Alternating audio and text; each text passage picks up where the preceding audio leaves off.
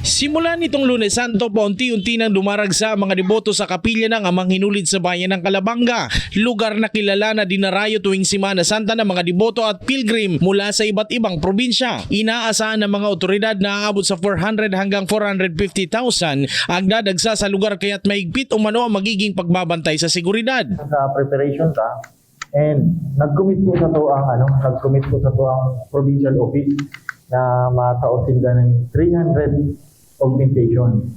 Additional 300 augmentation PNP personnel para po magtabang po hindi sa crowd control at the same time security, kabali po ang traffic management.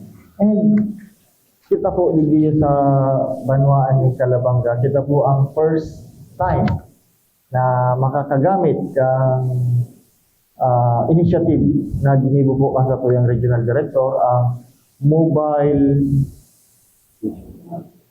command post, mobile holding facility. Maliban sa 12 motorcycle police patrol na ipapakalat sa lugar, may kautusan na rin ang pamunuan ng PNP sa mga karatigbayan na dadaanan ng mga dadagsang tao na mag-aalay lakad sa Calabanga.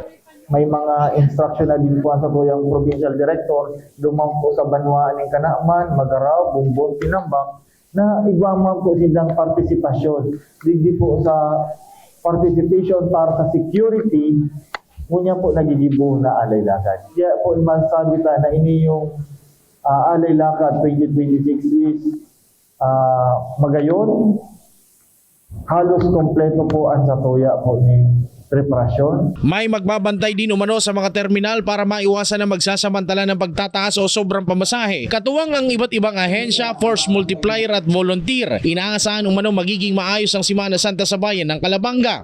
Jan Amador, CSN.